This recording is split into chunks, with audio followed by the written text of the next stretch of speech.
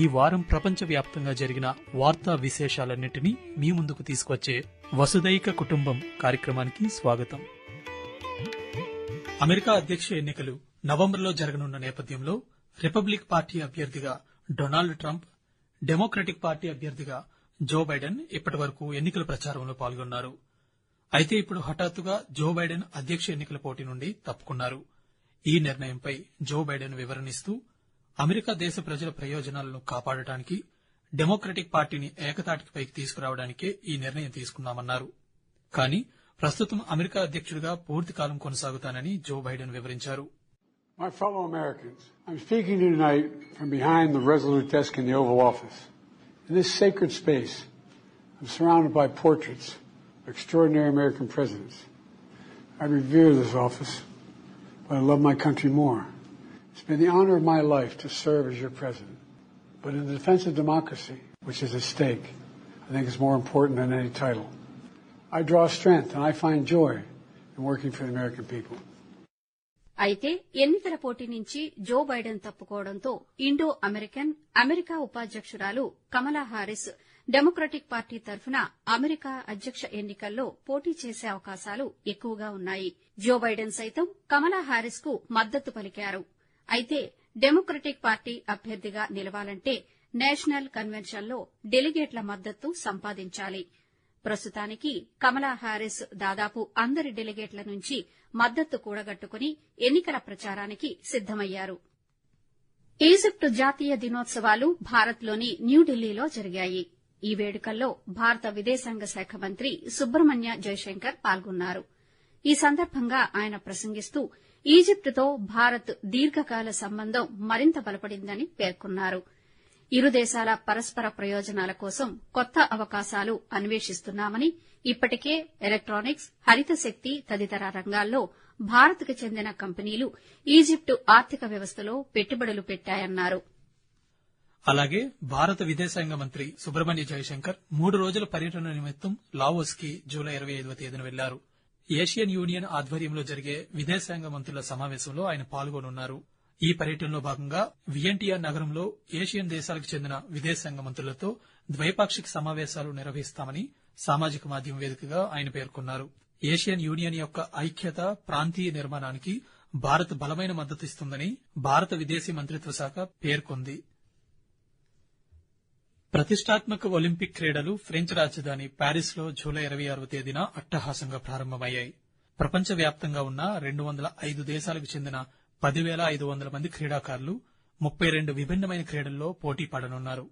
ఈ ఒలింపిక్ క్రీడల ప్రారంభోత్సవానికి ప్యారిస్ ప్రత్యేక ఆకర్షణగా నిలిచే సేన్ నది వేదికయ్యింది. సుందర ప్రదేశంగా తీర్చిదిద్దిన సెన్ నదిలో 90 పడవల్లో క్రీడాకారులు కవాతులో పాల్గొని ప్యారిస్ ఒలింపిక్స్ 2024కి శ్రీకారం చుడతారు. ప్రతి ఒలింపిక్స్ ప్రారంభోత్సవాలు స్టేడియంలో జరిగేవి, కానీ ఈసారి వినూత్నంగా సెన్ నదిలో జరగడం ప్రత్యేక ఆకర్షణగా నిలిచాయి. ఈ ప్యారిస్ ఒలింపిక్స్ లో 117 మందితో భారత బృందం వివిధ పోటీల్లో పాల్గొననుంది. భారత బృందానికి టేబుల్ టెన్నిస్ క్రీడాకారుడు ఆచంట శరత్ కమల్ జాతీయ పతాకంతో ప్రారంభోత్సవ కవాతులో నాయకత్వం వహించారు. అలాగే ఒలింపిక్ ఉద్యమంలో అత్యుత్తమ సేవలందించినందుకు గాను భారత్ షూటర్ అభినవ్ బింద్రాను ఒలింపిక్ ఆర్డర్ వరించింది. ఒలింపిక్ ఆర్డర్ అందుకున్న అభినవ్ బింద్రాను కేంద్ర క్రీడల శాఖ మంత్రి మన్సుఖ్ మాండవీయ అభినందించారు. 16 రోజుల పాటు జరిగే ఈ ప్రతిష్టాత్మక క్రీడా పోటీల్లో భారత క్రీడాకారులు విజయాలు సాధిస్తారని యావత్ దేశమంతా విశ్వసిస్తోంది. బంగ్లాదేశ్లో గత 10 రోజులుగా మొదలైన ఆందోళనలు హింసారూపం దాల్చడంతో దేశంలో కఠిన ఆంక్షలు అమలవుతున్నాయి. ప్రభుత్వ ఉద్యోగాల్లో రిజర్వేషన్ల కోసం ప్రారంభమైన ఈ ఆందోళనలో భద్రతా సిబ్బందికి, విద్యార్థులకు మధ్య జరుగుతున్న ఘర్షణల్లో ఇప్పటి వరకు 115 మంది మరణించారు. రాజధాని ఢాకాతో పాటు ప్రధాన నగరాలు, పట్టణాల్లో కర్ఫ్యూ విధించినా, పోలీసులను భారీగా మోహరించినా పరిస్థితి అదుపులోకి రాకపోవడంతో షూటెడ్ సైట్ ఉత్తర్వులు సైతం ప్రస్తుతం జారీ చేశారు. ఇదిలా ఉండగా బంగ్లాదేశ్ లో చదువుతున్న భారతీయ విద్యార్థులను తిరిగి స్వదేశానికి సురక్షితంగా తీసుకొచ్చేందుకు భారత హైకమిషన్ కృషి చేస్తోంది. సముద్ర మార్గంలో నౌకల ద్వారాను, విమానాల ద్వారాను ఇప్పటి వరకు 4,500 మంది విద్యార్థులు భారత్కు సురక్షితంగా తిరిగి వచ్చారని విదేశాంగ మంత్రిత్వ శాఖ ఒక ప్రకటనలో పేర్కొంది. బంగ్లాదేశ్లోని భారత హైకమిషన్ భారత పౌరుల భద్రతపై స్థానిక అధికారులతో సంప్రదింపులు జరుపుతోంది. प्रधानमंत्री श्री नरेंद्र मोदी जी की समृद्ध और समावेशी भारत की परिकल्पना को साकार करते हुए देश को सिकल सेल एनीमिया मुक्त करने के लिए सिकल सेल एनीमिया उन्मूलन मिशन शुरू किया गया है। इस कार्यक्रम में स्क्रीनिंग, रोकथाम के लिए परामर्श और सिकल सेल रोग वाले व्यक्तियों की देखभाल करना शामिल है। इसीलिए ध्यान दीजिए, अगर आपके बच्चे या किसी गर्भवती महिला को एनीमिया यानी खून की कमी, आंखों में पीलेपन के साथ साथ बदन में तेज दर्द हो, कोहनी और घुटनों में सूजन लगे या बार बार बुखार आ जाता हो, तो ये सिकल सेल एनीमिया हो सकता है। इसे नजरअंदाज न करें। आज ही अपने नजदीकी Ayushman health and wellness centre जाकर जांच कराएं और सिकल सेल एनीमिया का नामो निशान मिटाएं। నేపాల్ దేశంలో ఇటీవల అధికార మార్పిడి జరిగింది. కేపీ శర్మ ఓలీ నూతన ప్రధానమంత్రిగా కొన్ని రోజుల క్రితం బాధ్యతలు చేపట్టారు. అయితే ప్రధానమంత్రిగా కొనసాగాలంటే అవిశ్వాస తీర్మానంలో అత్యధికంగా ఓట్లు సంపాదించాల్సి ఉంటుంది. ఈ నేపథ్యంలో కేపీ శర్మ ఓలీకి చెందిన సిపిఎన్ యుఎంఎల్ పార్టీకి నేపాల్ కాంగ్రెస్ పార్టీకి మధ్య అధికార పంపిణీ ఒప్పందం జరిగిందని కేపీ శర్మ పార్లమెంటులో ప్రకటించారు. ఈ ఒప్పందం ప్రకారం కేపీ శర్మ సారథ్యంలో ఏర్పడిన సంకీర్ణ ప్రభుత్వంలో మొదటి 2 సంవత్సరాలు కేపీ శర్మ ప్రధానమంత్రిగా కొనసాగుతారు. ఆ తర్వాత మిగిలిన సంవత్సరం 6 నెలల కాలంలో నేపాలీ కాంగ్రెస్ కు చెందిన షేర్ బహదూర్ దేవ్బా ప్రధానమంత్రి బాధ్యతలు చేపడతారు. దీంతో పార్లమెంటులో ప్రవేశపెట్టిన అవిశ్వాస తీర్మానంలో కేపీ శర్మకు అనుకూలంగా అత్యధిక ఓట్లు లభించాయి. మరోవైపు నేపాల్లో ఘోర విమాన ప్రమాదం జరిగింది. ఖాట్మాండులోని త్రిభువన్ అంతర్జాతీయ విమానాశ్రయంలో రన్వేపై నుంచి టేకాఫ్ తీసుకునే సమయంలో విమానం జారిపోయి కుప్పకూలింది.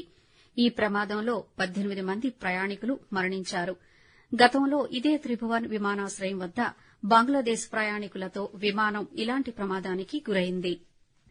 బ్రిటన్ విదేశాంగ కార్యదర్శి డేవిడ్ లామా ప్రధానమంత్రి నరేంద్ర మోదీని న్యూఢిల్లీలో కలిశారు. భారత్, బ్రిటన్ దేశాల మధ్య సమగ్ర వ్యూహాత్మక భాగస్వామ్యాన్ని విస్తృతం చేయడానికి బ్రిటన్ ప్రధానమంత్రి కైర్ స్టార్మర్ అధిక ప్రాధాన్యత ఇస్తున్నారని డేవిడ్ లామా ప్రధానమంత్రికి తెలియజేశారు. ద్వైపాక్షిక సంబంధాలను బలోపేతం చేయడానికి భారత్ కట్టుబడి ఉందని, స్వేచ్ఛా వాణిజ్య ఒప్పందాన్ని పెంపొందించడం, సాంకేతిక భద్రతా చొరవ చూపడాన్ని నరేంద్ర మోదీ స్వాగతించారు. అంతకుముందు భారత్ కు చేరుకున్న బ్రిటన్ విదేశాంగ కార్యదర్శి డేవిడ్ లామీ భారత విదేశాంగ శాఖ మంత్రి సుబ్రహ్మణ్య జయశంకర్ తో సమావేశమయ్యారు.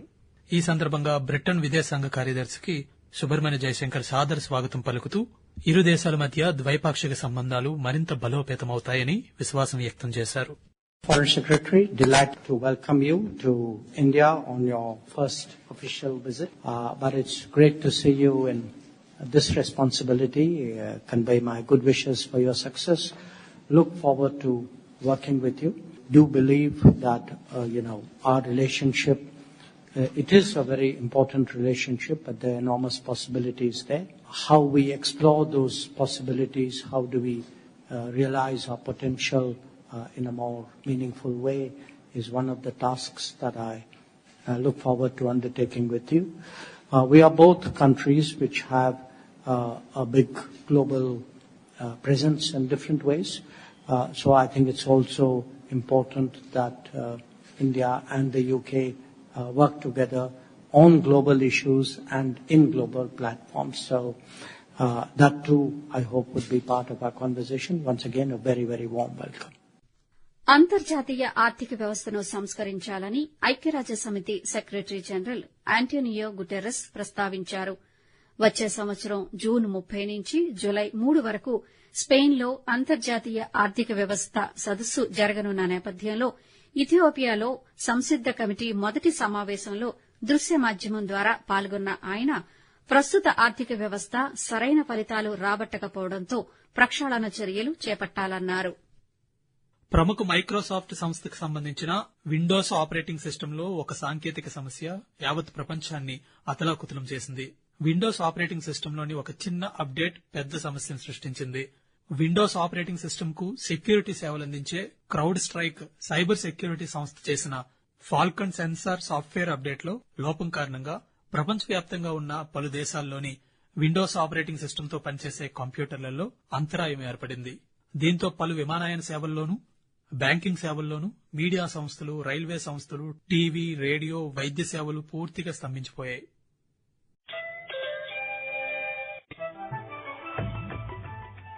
ఖచ్చితమైన సమాచారం, నిష్పాక్షికమైన విశ్లేషణలు, విశ్వసనీయ వార్తా ప్రసారాలకు వేదిక ఆకాశవాణి. దేశ ఆర్థిక, రాజకీయ, సామాజిక, సాంస్కృతిక అంశాలకు సంబంధించిన నిరంతర వార్తా విశేషాల కోసం ఆకాశవాణి సామాజిక మాధ్యమ వేదికలైన news on air YouTube channel ను, newsonair.gov.in వెబ్సైట్ ను, ట్విట్టర్ లో ఆల్ ఇండియా రేడియో న్యూస్ ను వీక్షించండి. తెలుగు ప్రాంతీయ వార్తా విశేషాల కోసం ఆకాశవాణి న్యూస్ విజయవాడ మరియు Akashvani news Visakhapatnam YouTube channels ను వీక్షించండి.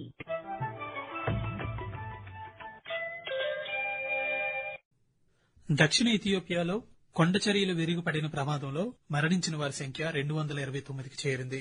ఇథియోపియాలోని గోఫా జోన్ ప్రభుత్వ కమ్యూనికేషన్ వ్యవహారాల విభాగం విడుదల చేసిన ప్రకటనలో తెలిపిన వివరాల ప్రకారం 229 మృతుల్లో 148 మంది పురుషులు, 81 మంది మహిళలు ఉన్నారు. అయితే ఈ ప్రమాదానికి సంబంధించి రెస్క్యూ ఆపరేషన్ వేగవంతంగా జరుగుతుందని, బురదమట్టిలో నుంచి 5గురిని సజీవంగా బయటకు తీసుకువచ్చామని, వారికి వైద్య చికిత్స అందిస్తున్నామని ఇథియోపియన్ బ్రాడ్కాస్టింగ్ కార్పొరేషన్ తెలిపింది. మరణించిన వారిలో అధికంగా స్థానికులు, ఉపాధ్యాయులు, ఆరోగ్య నిపుణులు, వ్యవసాయ నిపుణులు ఉన్నారని ఇథియోపియన్ బ్రాడ్కాస్టింగ్ కార్పొరేషన్ పేర్కొంది. పాలస్తీనా ఆక్రమిత ప్రాంతాలను ఇజ్రాయెల్ తమ ఆధీనంలో ఉంచుకోవడం చట్టవిరుద్దమని ఐక్యరాజ్య సమితికి చెందిన అంతర్జాతీయ న్యాయస్థానం స్పష్టం చేసింది. ఆక్రమిత ప్రాంతాల నుంచి వైదొలగాలని, అక్కడ స్థిర నివాసానికి కాలనీల నిర్మాణాన్ని తక్షణం నిలిపివేయాలని సూచించింది. 57 సంవత్సరాల క్రితం ఆక్రమించిన పాలస్తీనా ప్రాంతాలపై ఇజ్రాయెల్ అజమాయిషీని తప్పుపడుతూ అంతర్జాతీయ న్యాయస్థానం తీర్పును వెలువరించింది. ఆక్రమిత ప్రాంతాలపై ఇజ్రాయెల్కు సార్వభౌమాధికారం లేదని, పాలస్తీనాలోని ప్రాంతాలను బలవంతంగా ఆక్రమించడం అంతర్జాతీయ చట్టాల ఉల్లంఘనే అని ఈ తీర్పులో పేర్కొంది. ఈ తీర్పుపై స్పందించిన ఇజ్రాయెల్ ప్రధానమంత్రి ఇదొక అభిప్రాయం మాత్రమేనని, ఆ ప్రాంతాలు యూదు ప్రజల చారిత్రక మాతృభూమిలో భాగమన్నారు. శ్రీలంకలో జరుగుతున్న మహిళల టీ20 ఆసియా కప్ తుది దశకు చేరుకుంది. ఈ రోజు శ్రీలంకలోని దంబుల్లా స్టేడియంలో జరిగిన సెమీఫైనల్ మ్యాచ్లో భారత మహిళా జట్టు బంగ్లాదేశ్పై 10 వికెట్ల తేడాతో విజయం సాధించి ఫైనల్కు చేరుకుంది. అలాగే మరో సెమీఫైనల్లో పాకిస్తాన్ మహిళా జట్టుపై శ్రీలంక మహిళా జట్టు 3 వికెట్ల తేడాతో విజయం సాధించి ఫైనల్కు చేరుకుంది. శ్రీలంక, భారత మహిళా జట్లు రేపు జరగబోయే ఆసియా కప్ ఫైనల్ మ్యాచ్లో టైటిల్ కోసం పోటీ పడనున్నాయి. అలాగే ఆస్ట్రియా ఓపెన్ టెన్నిస్ లో భారత క్రీడాకారుడు సుమిత్ నాగల్ స్లోవేకియాకు చెందిన లుకాస్ క్లీన్ ను ఓడించడంతో ప్రీ క్వార్టర్ ఫైనల్స్ కు అర్హత సాధించాడు. ఇప్పటి వరకు మీరు ఈ వారం ప్రపంచవ్యాప్తంగా జరిగిన వార్తా విశేషాలన్నింటినీ మీకందించే వసుదైక కుటుంబం కార్యక్రమం విన్నారు. వ్యాఖ్యాతలు డివి సత్యనారాయణ, పి సుధా. సమర్పణ ప్రాంతీయ వార్తా విభాగం, ఆకాశవాణి విశాఖపట్నం కేంద్రం. వెలువడింది ఆకాశవాణి విజయవాడ కేంద్రం నుండి.